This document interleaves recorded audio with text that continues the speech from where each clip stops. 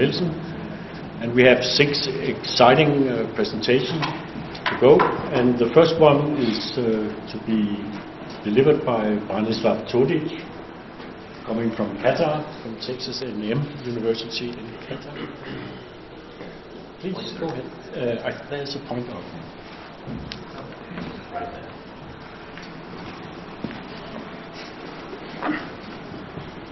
Okay, thank you for the introduction. Good day to everyone. Thank you for attending my talk.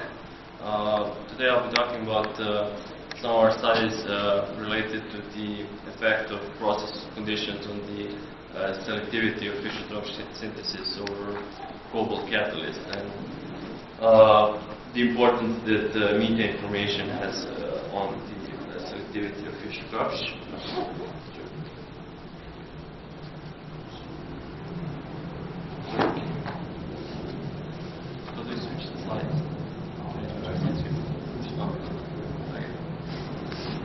Okay, so we had a couple of talks this morning about Fischer-Tropsch, but I still think kind of an introduction is in order. So Fischer-Tropsch synthesis is heterogeneously catalyzed reaction in which CO and hydrogen react over metallic catalyst to form an array of hydrocarbon products. Here we have general stoichiometric equations for the main products that are normal paraffins and one-olefins.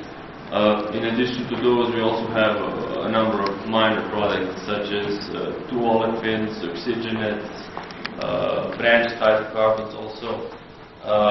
The mechanism of the reaction is quite complex, and it is still under a lot of debate, but what is generally accepted is that Fischer-Tropsch is a polymerization type reaction in which we have this initiation step.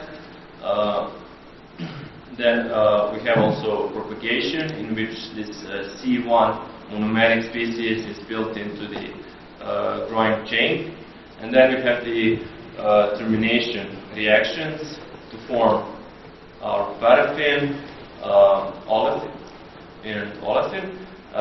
In addition to those primary reactions, we also have a number of secondary reactions.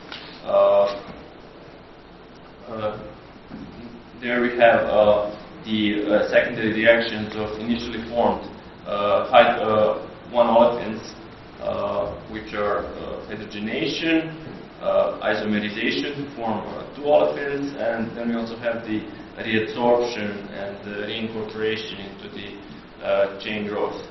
And also, I'll be talking about how we believe that there's evidence for a second pathway for the formation of methane, which we think is relevant in terms of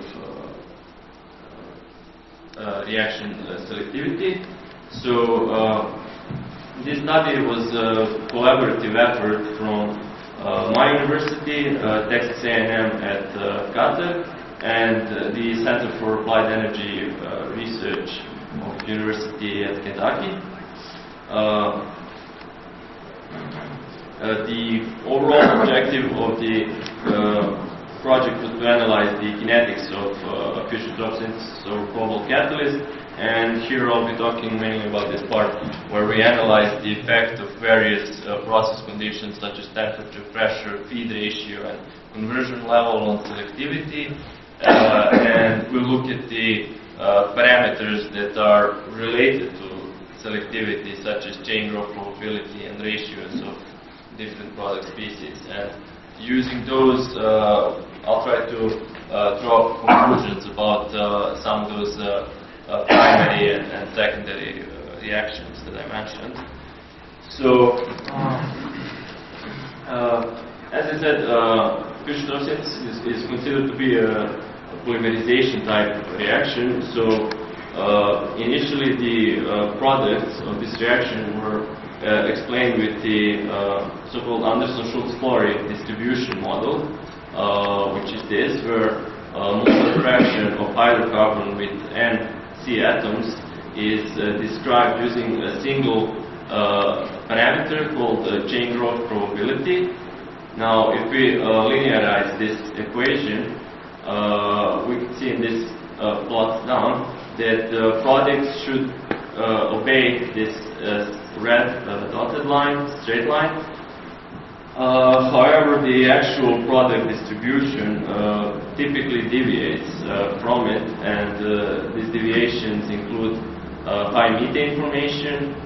We have low C2 due to low ethylene formation, and then we have this kind of a bend from the ASF where there is an increased amount of heavier products.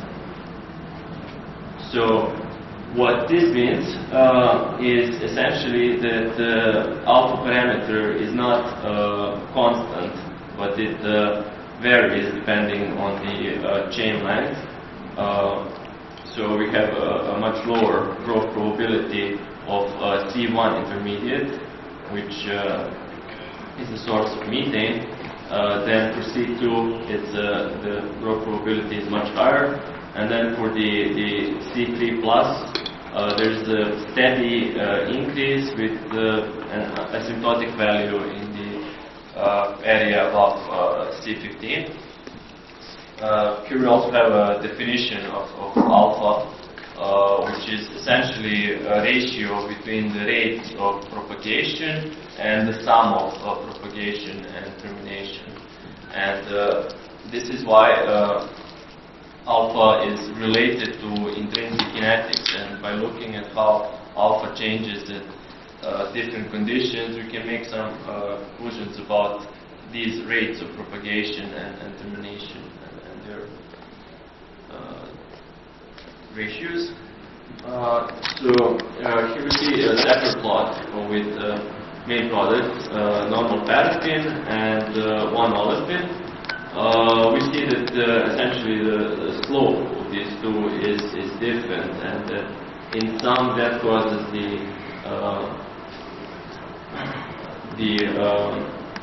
product distribution to deviate from the straight line ASF. If we plot the 1 olefin to paraffin ratio, we see that from C3 it essentially exponentially decreases with carbon number, and this happens at pretty much all of the conditions tested, and the dependency is usually around exponential negative 0.3 times n. So essentially, when we do Fischer-Tropsch, what we want to get are the heavy products. The light products and methane are not desirable. So we try to look at this in a way to maximize C5 plus selectivity. And if we want to maximize C5 plus selectivity, we have to answer questions. First one being why is methane formation so much higher than what would be expected, and the second one is what is causing the higher than expected yield of these heavier products as well. Now, majority of research in the field was on the second question, because we do want to know primarily how to increase the formation of C5 plus. Relatively fewer papers have been published about methane formation. Now, regarding the second question, there have been several concepts proposed and used to explain this bend in the ASF. Initial one was the so-called double alpha model, in which it was assumed that there are actually two constant alpha values related to either the two types of active sites or the two reaction pathways. Now, the issue with this theory is that it wouldn't differentiate between the products. It was kind of lumping up hydrocarbons, and it couldn't explain why this exponential decrease in olefin to paraffin is happening. Then we also had some studies suggesting that kind of experimental artifacts are causing these deviations from alpha, and there might be some truth to that. The most accepted concept used to explain this behavior in the product distribution is the so-called olefin reabsorption theory, or I'll be referring to olefin reabsorption. When I say that, I mean reabsorption and incorporation into the continued chain growth. So the majority of studies kind of agreed that that this is the most likely cause, and there is some evidence for that in the co-feeding studies, olefin co-feeding. I will argue not enough evidence, and that additional theories should be considered. And one of those has been recently proposed in 2007 by Burt from Sassel. It's called chain length dependent olefin desorption. It's an idea that essentially the desorption step in the olefin formation is dependent on chain length due to the effect of some weak physical interactions on the chain. So in this study we performed a series of experiments in a stir tank slurry reactor. These were done at CAR in Kentucky. Very small particle sizes were used, and so that to avoid heat and mass transfer resistances, we used the rhenium-promoted cobalt catalyst with alumina support, and obtained data over a wide range of conditions, including 3 different temperatures, 2 pressures, 2 feed ratios, and a range of conversions. For CO conversion, it's from 18 to 62%. So now I'll be talking about the effect of various process conditions on selectivity. Now, if we fix the total pressure, feed ratio, and conversion level, and only vary the temperature from 205 to about 230 degrees Celsius, we get that with increase in temperature, we get an increase in selectivity of methane and light products as well, C2 to C4, and a decrease in the selectivity of heavier C5 plus products. If we look at how the chain growth probabilities with carbon number changed, we see that essentially alpha value is decreased, and as I said, that can tell us something about rates of propagation and termination equation reactions. Essentially, what this kind of response to temperature would mean is that the activation temperature, activation energy of termination step is slightly higher than the activation of propagation step. Similarly, we observed a decrease in the olefin to paraffin ratio. It was a slight decrease, but it will also be explained with these observations with these differences in activation energies of secondary reactions compared to the termination and propagation, and this is in agreement with literature on olefin co-feeding. Now we looked at the effect of pressure. With pressure, we see that the selectivity to methane decreases as well as light products, and then we see an increase in heavier products. Now, the possible factors that could play a role here at increased pressure are the decrease of hydrogen coverage, then also the higher partial pressures of 1-olefins, which would mean more secondary reactions, and also higher partial pressure of water, which could affect the also secondary reactions of olefins by inhibiting them. We observed that an interesting result that alkaline was relatively constant at 2 pressures. The only alpha value that increased relatively significantly was alpha 1. As for the effect of feed ratio, we did experiments with constant temperature, pressure, and the relatively constant conversion level. I should note that essentially here the ratio of hydrogen to CO inside the reactor is not the same as the feed ratio, but in terms of our study that doesn't really matter that much, because there's a big difference between these, and so what we're comparing is low feed ratio or low hydrogen to CO compared to high hydrogen to CO. So if we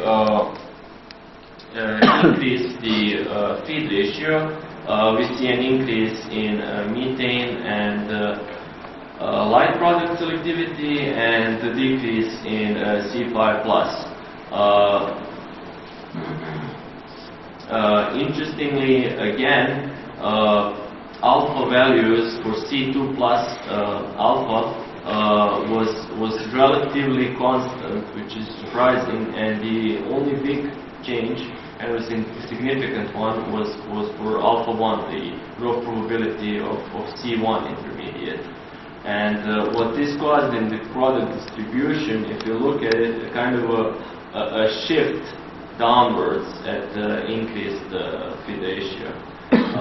As for the olefin to paraffin ratio, at increased feed ratio, there was a decrease in hydrogen in olefin to paraffin ratio, which is consistent with higher reactivity in olefin hydrogenation reactions. Here we have the study on effect of conversion level at constant temperature, pressure, and feed ratio. This is here we see how methane decreases at increased conversion, same as the light product, while C5+ increases. And this is something that is related to the olefin reabsorption concept, which I mentioned in the start. So the idea is that the olefins can go back, once they are initially formed, can go back to the active site and continue their growth, and the residence time of olefin plays a big role in that reaction, and the higher the residence time of olefin molecules inside the reactor allows for the higher probability of reabsorption events, and that's why the C5+ selectivity should be increasing. Now, using that logic, we should also see an increase in the values of alpha n, or the growth probabilities. However, when we looked at those, we couldn't find clear evidence of clear increase. So the data was kind of around one range, but no particular trend. We did find clear evidence that olefin secondary reactions are happening because with higher conversion level, we saw much lower olefin to paraffin ratio. So these results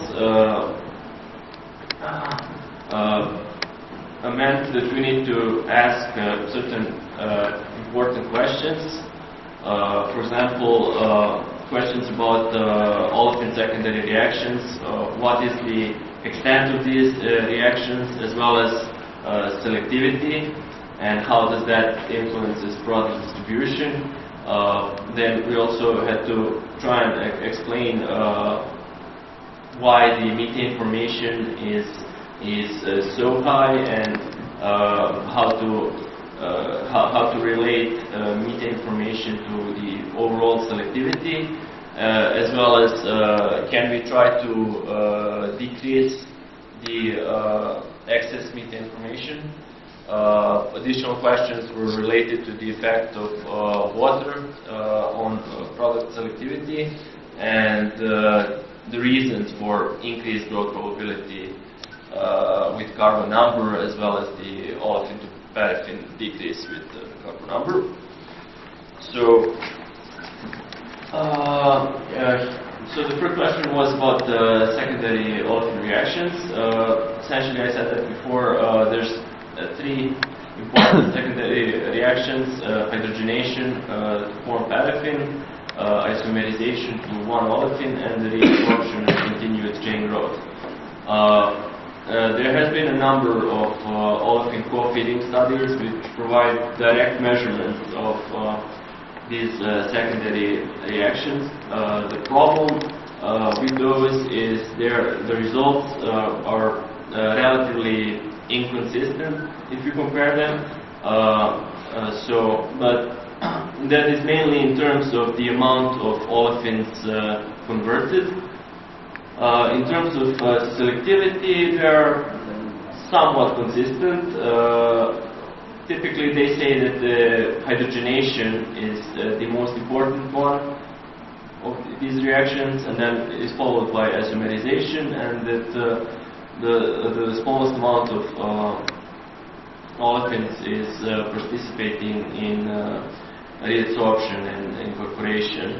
And this table is from Mani et al. That's one of CAR researchers who did experiments with labeled pentene.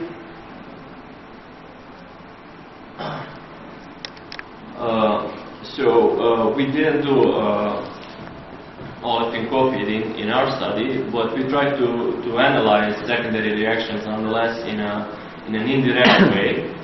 And so, as I said, we looked at the OPR and the alpha values, and one interesting plot that we got was the values of alpha for C1, and then C2, C3, and C2, C3, and C4 intermediates in Fischer-Tropsch synthesis, and it changed. So the alpha values changed with conversions like this.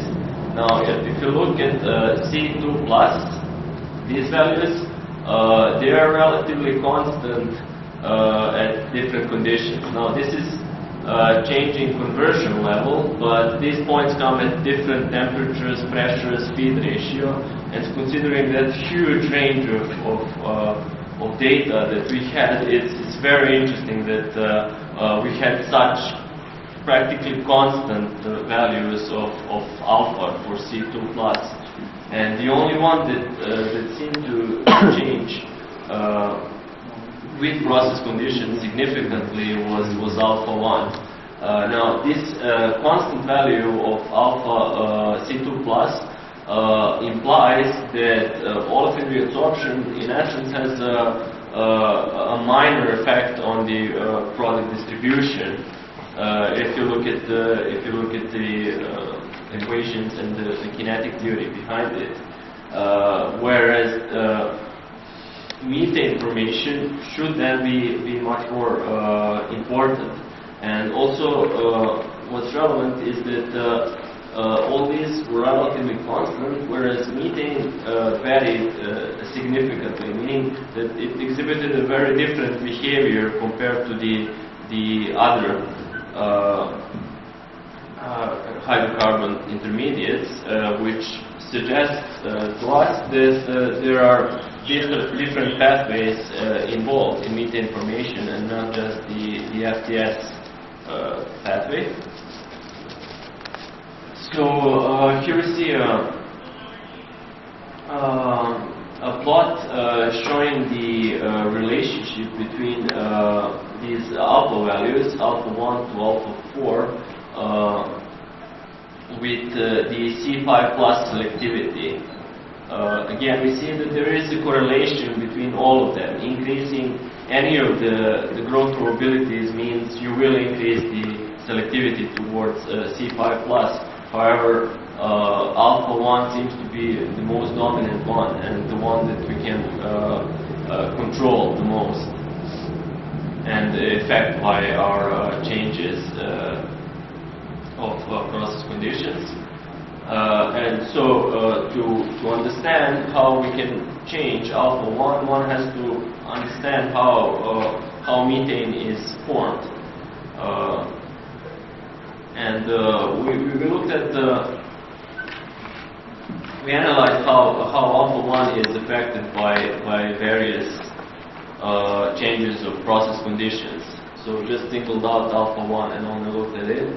We see that it decreases with temperature, it increases with pressure, it decreases with feed ratio, and it increases with conversion level. These are all the same trends of C5 plus selectivity.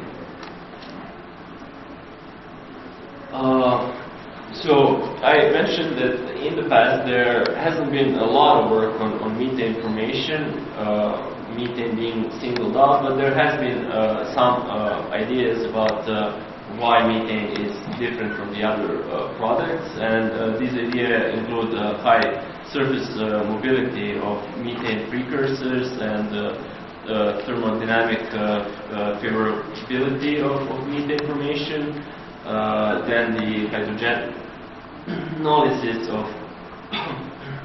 of higher hydrocarbons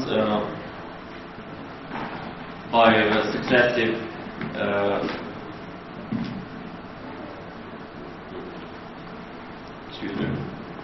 by removal of methane, then the lower activation energy for methane formation, and different pathways for methane formation, which could include both different sites for methane formation and, as displayed here, or just different pathways on the Fischer-Tropsch active sites. And some work was done on that by Lee and Bartholomew, who hypothesized that absorbed CO and hydrogen absorbed from on the metallic sides can spill over onto the support and have some interactions there, building some intermediates that can diffuse back to the metallic surfaces and form this excess methane.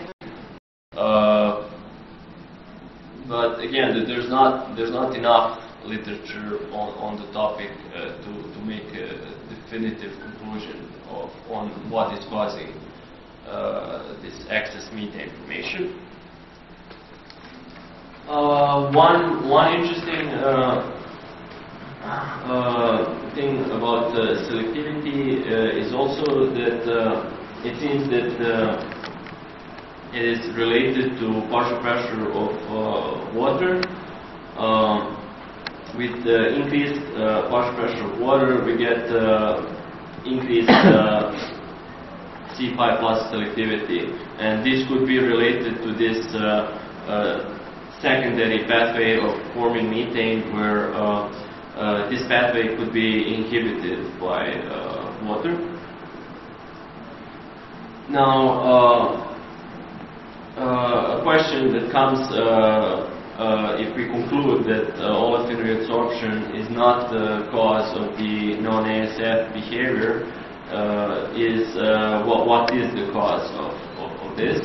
And I mentioned one potential theory, recent one, chain length dependent olefin desorption, in which olefin molecules desorb with different activation energies, which is increasing with carbon number. And we did some modeling work on that and concluded that this increase in activation energy needs only to be about 1 kilojoule per mole per carbon atom for this to actually explain both the variation of alpha with carbon number as well as the olefin to paraffin ratio.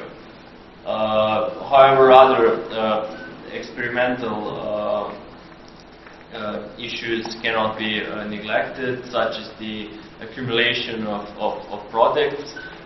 There's been some recent work, again from the CAER, that showed that there is an accumulation of products, and the actual product distribution we see, especially in the high carbon numbers, is not the real product distribution formed during that period inside the reactor. And so, to conclude, our study showed that the variation in selectivity of methane and C5+, with different process conditions, can be traced back to the changes in growth probability of C1 intermediate, and that chain growth probabilities of C2+ hydrocarbons don't significantly change with process conditions, which could suggest that olefin reabsorption plays a minor role in determining product distribution. And so understanding methane formation could really be the key to improving Fischer-Tropsch selectivity. Thank you.